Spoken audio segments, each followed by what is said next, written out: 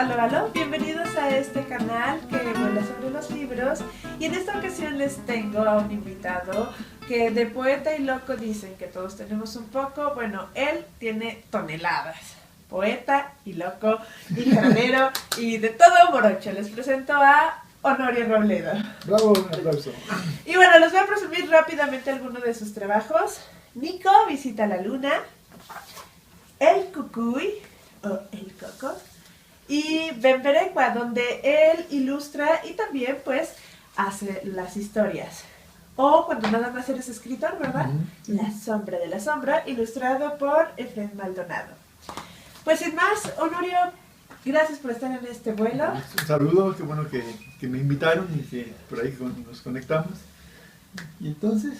Pues yo quiero que nos platiques sobre tu quehacer en la vida, tu sabiduría. Tú échanos un cubetazo de sabiduría. Bueno, en las próximas 5 horas voy a decir que yo vengo de... Bueno, viví en un montón de pueblitos y aprendí desde chico, como era muy metiche, andaba por todos los lugares viendo qué cosas hacía la gente. Ahí aprendí a utilizar con esta gente las manos. Nunca conocí a alguien que se dijera artista, pero eran grandes artistas, talladores, pintores, forjadores, de todo. Pero lo más interesante es que aparte de las manos, yo considero que el que tiene ganas de ser escritor debe tener muy buena oreja. Entonces, en estas andanzas aprendí que la tradición oral es lo más valioso que uno puede tener. Y curiosamente, mis dos abuelas, que eran medio indígenas, entonces habían un montón de leyendas y de tradiciones que tenían que ver con esos montes magníficos que estaban repletos de seres sobrenaturales, todos ellos peligrosos y mortales y hechizantes, ¿no?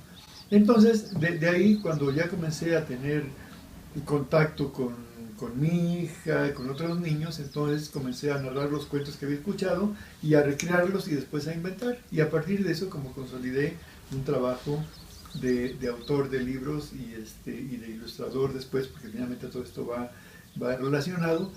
Y poco a poco pues me he estado integrando en esta parte de ser cuentero y bueno, como que todo esto se va compaginando con las andanzas de la vida, donde pues aprendí jarana, aprendí a tocar percusiones. Entonces bueno, ya como que mis caminos todos están entreverados, pero dentro de la creación. Y gran parte de mi quehacer está basada en la tradición popular y por otro lado hay una plataforma muy grande que es el son jarocho. Como siempre digo, si es un jarocho me lo quitan, la mitad de mi vida ¡pum!, se esfuma, desaparece. Entonces, bueno, todos mis trabajos pues tienen que ver con esta proyección y con este territorio y con esta búsqueda. Sí, para mí eres como la magia del son jarocho, la sabes iluminar muy bien y proyectar muy bien. Sí, ¿no? Sí. Me gusta mucho, que muchas veces el son jarocho la gente se olvida que tiene jiribilla, que es embriagante, y que es para todos, niños, adultos. Sí. Todos tenemos la posibilidad de... Sí, realmente yo lo defino como la cultura jarocha. Hay un cuento bien bonito que dice: la cultura jarocha fue conformada por 3 grandes vertientes. Es decir, estaban los indígenas, que antiguamente esta región de donde estaban los olmecas, para los nahuas era el Chicalanco, que era el paraíso terrenal. Entonces, como siempre, las buenas noticias se van de boca en boca. Entonces Radio Bemba les informó a los españoles de que aquí estaba el paraíso terrenal, sin pasar por los penosos tránsitos de la Inquisición y estas cosas. Entonces vinieron esas carabelas de Colón y llegaron al paraíso terrenal y se instalaron. Pero faltaba un grado para que fuera perfecto. ¿Quién les iba a servir su cafecito que ellos trajeron, endulzado con el cultivo que ellos trajeron? A los nuevos administradores les dijeron: pues vamos a África. Entonces fueron a África y les dijeron a los africanos: vengan a gozar el paraíso terrenal, sin advertirles que se iban a quedar cortando caña hasta el fin de sus días. Entonces vinieron y se implantaron y se quedaron de ahí. Entonces, de esas mezclas de los españoles, pero no los españoles clásicos, sino más bien pues la banda española con pinceladas de canarios y de gitanos, entonces junto con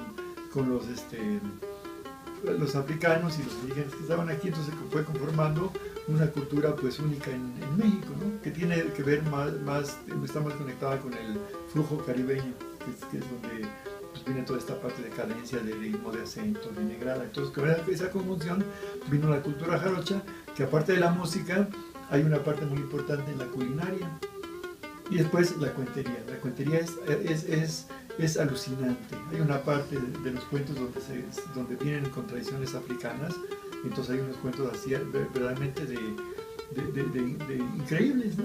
De hombres que vuelan, que se caen al agua y que se duermen 5 horas, 8 horas, 3 días abajo del agua y entonces como que todo está entre el chamanismo y la cuentería así gozosa, pues hay una variante muy grande que finalmente es la que me ha ofrecido para mí una manera de publicar varios libros sobre la cultura jarocha directamente y hacer todo un despliegue de lo que se llama el realismo tropical, que es la expresión pictórica cuya estética está basada en la mitología. Es decir, en Veracruz, en el sur de Veracruz, en la zona Popoluca y en la zona, digamos, mazateca, entre esas montañas, el mundo indígena tiene unas protecciones que son los grandes chanes, y a partir de ahí hay chilobos, changuanes, junchos, chanecas, así toda una jerarquía de seres, cada uno más terrible que el otro, y los chaneques son como los seres que andan por ahí.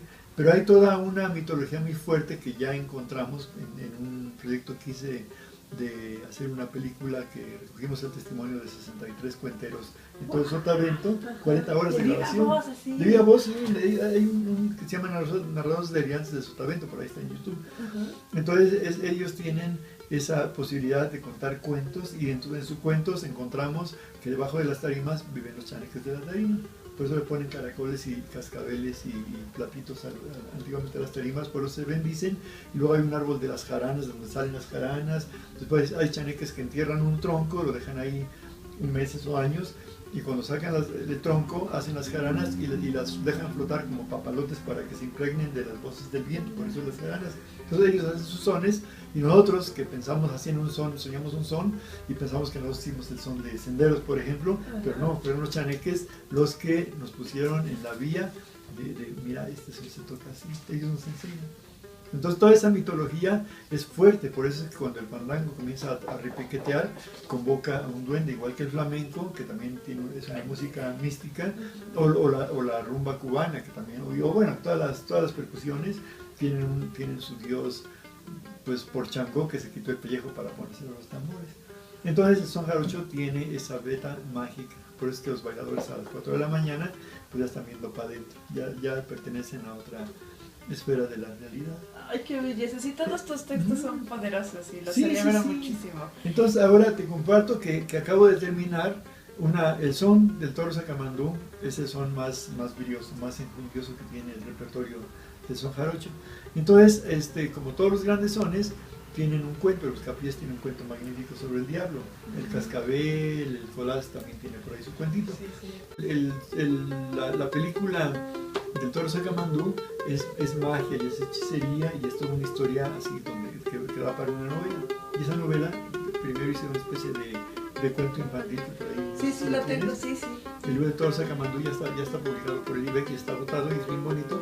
Pero eso prefiguró después un guión de cine que no fue aceptado porque no sé tanto de esta cosa. Pero en base al guión me dediqué a hacer una novela que acabo de terminar hace como una semana.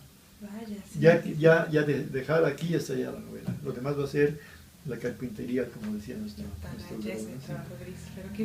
entonces ya tengo la novela del toro sacamandú. Entonces, bueno, esa pienso que yo espero que sea la gran novela de Sotavento, y si no, por lo menos la novela de Sotavento, por lo menos una novela que tiene que ver con ese entorno mágico, donde pues, espero que tenga la expresividad de todas las cosas que he recibido como influencias, informaciones y creaciones y limpias de la magia que tienen por ahí, que es un montón. Ay, como todo lo que haces va a tener duende, no te preocupes. Sí, se va a mover por todos lados. Yo quiero que nos platiques porque siempre en tus textos hay fiesta, hay muchos personajes, hay mucho colorido, hay muchas transformaciones. Y este texto que no está ilustrado por ti, a mí me sorprendió mucho porque también es poderoso, pero es un cuento que habla y tiene un solo personaje. Habla como de la soledad y de perder el miedo a ti mismo. No sé cómo denominarlo. Me gustaría que nos platicaras cómo surgió de La sombra de la sombra. Ándale, bueno, pues por ahí tuvo que ver, como siempre en todas las historias hay una mujer, ¿no? Y te acuerdas de Adriana, ¿no? Y de Aladay, entonces yo le contaba cuentos, entonces ese cuento, igual que el de Iguana, vienen de aquella época. Son cuentos que les gustaban las niñas que en ese momento eran. Pero entonces, después el cuento estuvo ahí como guardado un montón de tiempo. Y luego ocurrió que Efren, el caricaturista de Proceso Universal, el rumbero. Entonces nos juntábamos en su casa a tocar porque él era amigo de Froilán López Narváez y en su casa llegaba Celia Cruz, Tito Puente y Willy Colón. Entonces los grandes rumberos, esos con las percusiones, ¿no? Entonces siempre estábamos ahí como los dos mezcaleando, porque en un tiempo de su vida fue gran tequilero igual que yo. Entonces estábamos ahí con los mezcales y yo le contaba historias. Entonces una vez le conté esta historia. Y dice, oye, qué bonita historia. Dice, te la voy a ilustrar. Digo, ahora pues, entonces ya le di la historia. ¿Por qué no me la escribes? Entonces le escribí la historia. Y entonces ya en otra visita, pues le dije, a ver cómo va la historia. Y él la había recortado. Dice, es que tú estás escribiendo yo quiero una historia, la historia que me contaste es una historia bonita. Pero tú ya me estás escribiendo un tratado. Dice, ya explicas un montón de cosas que no son necesarias. No, pero es que así tiene que ser. Dice, bueno, si así tiene que ser, entonces... Bueno, no, está bien, lo acepto. Entonces ya entonces él, por problemas de su hijo, se fue a Mérida. Y entonces ya cuando lo visitábamos, iba con mi familia y entonces llegábamos a Mérida. Y entonces estábamos sobre el cuento. Entonces una vez yo hice un dummy de cómo yo hago las cosas. Y entonces le dije, mira, aquí está el dummy para que dice, no, me dice, tú pones aquí el gato, siempre sale en todos tus cuentos. Dice, no, yo voy a hacer mi ilustración. No, pero ¿cómo? Dice, bueno, tú eres ilustrador, así que también hazlo tú. Bueno, entonces ya dije, bueno, Efren es un chingón, entonces, bueno, perdón, es un pintor muy, muy bueno, entonces pues mejor que él haga el libro como él quiere y él considera. Bueno, entonces ya pasaron como 2 años y entonces una vez que llegamos allá a Mérida, me dice, oye, estábamos platicando, escaleando y ya tuvimos las congas y todo, los chamacos ahí peleándose, y entonces me dice, oye, por cierto, tengo que estoy haciendo un trabajo y me gustaría pues que tú lo vieras para ver qué se te ocurre, que me des un consejo. Y dije, bueno, un pintor tan grande que me pide un consejo, bueno, estás súper evaluando, ¿no? Pues está bien. Y como está desvelado, como a las 7 de la mañana estaba tocando, vamos al estudio. Entonces voy en otra casa y cuando entro y estaban acomodados así en las paredes del estudio las 16 ilustraciones de este cuento, todas en blanco y negro, grandotas, magníficas, bellas. Órale, se tardó como 5 años, pero lo que hizo fue supremo, ¿no? Entonces, entonces ya con el libro, entonces ya le saqué las copias, me traje las ilustraciones, armé el dummy y se lo presenté ahora a nuestro amigo en el libro. Y él cuando vio, dijo, Rolando vio el libro y dijo, oye, se publica. Y así se lo llevé como después de la Candelaria y el libro se publicó para el Día del Niño. Qué belleza, ¿eh? Es muy bonito. Allá, ¿te acuerdas que fue en el Jardín de las Esculturas, ahí fue la presentación? Y entonces para esto, cuando llegó la presentación, entonces armamos con este chavo el diseñador y él hizo un trabajo bien bonito. Sí, porque está la tipografía. Sí, la tipografía y finalmente como que tú cuando eres un lector infantil, de pronto pues es un libro grandote, bello, pesado, pero cuando te estás leyendo como niño, de pronto está aquí la pasta y abres tu página, pues le tienes que dar la vuelta y así como que es un libro que tienes que trabajar, ¿no? Que tienes que estar viendo cómo se mueve. Entonces, la ilustración la hizo de una manera así muy buena, ¿no? ¿Cómo se llama porque se me olvida siempre su nombre de ilustración, porque hay que darle crédito, ¿no? A quien diseñó en este libro creo que no le pusieron su crédito. ¿No le pusieron? No, pero es... Qué lástima, pero yo también se lo tengo que dar, ¿no?